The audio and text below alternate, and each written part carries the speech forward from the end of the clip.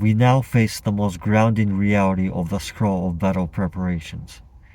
Sun Tzu does not speak of glory here, he speaks of the treasury.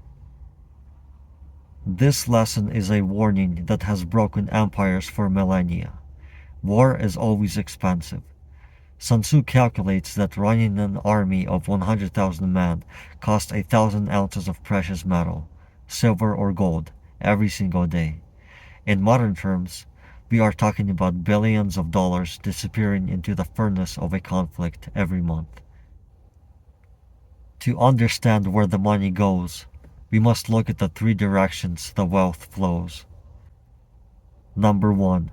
The domestic and frontline escalation. It is not just the price of bullets. It is the destruction of infrastructure, the loss of tax revenue from destroyed towns, and the skyrocketing cost of food when the earth is scorched. Number 2. The cost of diplomacy. Having guests and envoys sounds like a minor detail, but in war, diplomacy is an industry. Maintaining alliances and hosting international dignitaries is a massive ongoing expense. Number 3. The industrial tail. Acquiring a chariot or a tank is only the down payment.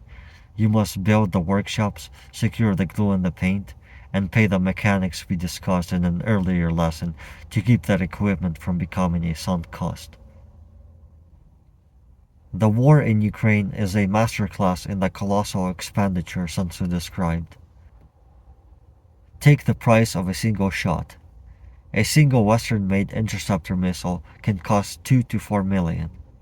A single 155mm artillery shell, the modern equivalent of glue and paint, has seen its price triple since the start of the conflict. Take the workshop state. We see Ukraine and Russia both struggling to find the workshops. For Ukraine, this involves the massive expense of transporting damaged armor to facilities in Poland or Germany. For Russia, it means the total pivot of their domestic industry to a war mode, draining the silver from schools, hospitals, and civilian infrastructure. Take the diplomatic bill.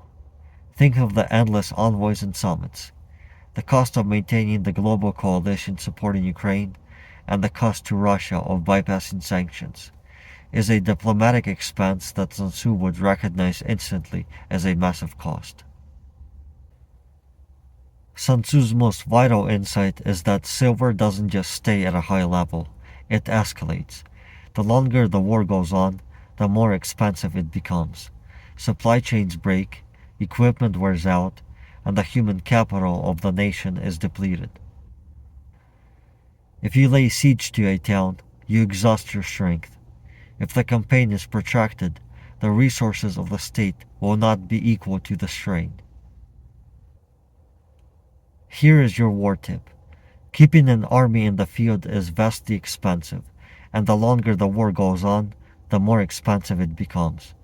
Always calculate if you can afford to fight. Many generals can plan a battle, but only a master of fate can plan a budget.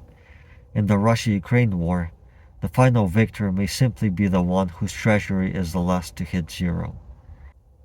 Before you draw the sword, check the purse. If the math doesn't work in the temple, it will never work on the battlefield. We have just deconstructed the lesson, the sobering reality that war is, above all else, a financial furnace. Sun Tzu's 1,000 ounces of silver per day is not a metaphor, it is a warning. In the scroll of battle preparations, the greatest enemy of a general isn't the opposing army, it is the bottom of the treasury. As we have seen, the cost of conflict is not a flat fee, it is an escalating debt that drains the moral law of the home front and the method of the front line. In the Russia-Ukraine war, the silver and gold are being spent at a rate that defies historical precedent. Take the industrial sinkhole. It is not just the price of a missile, it is the cost of the workshops. We see this in the massive logistics hubs in Poland and the war economy shift within Russia. Every tank destroyed, represents millions of dollars in silver that must be replaced by a state already under extreme economic strain. Take the domestic tax. Sun Tzu warned that towns will be destroyed and food will be in short supply. We see this in the literal destruction of the Ukrainian power grid and the loss of agricultural exports. The cost at home is often higher than the cost at the front, as the entire nation's infrastructure is cannibalized to feed the war machine. Take the diplomatic bill. Hosting of guests and envoys is seen today in the constant cycle of summits and international aid negotiations. For Ukraine, the silver is provided by a global coalition. For Russia, it is spent on bypassing sanctions and securing alternative supply lines. Both are massive costs that divert resources away from the actual fighting. The war tip remains the ultimate check on a commander's ego. Keeping an army in the field is vastly expensive, and the longer the war goes on, the more expensive it becomes. In the muddy trenches of the 21st century, the master of fate is the one who understands that cleverness has never been associated with long delays. A protracted war is a losing war, even for the side that technically wins the territory. As you move forward, remember, before you count your soldiers, count your coins. If you cannot afford the silver, you cannot afford the victory.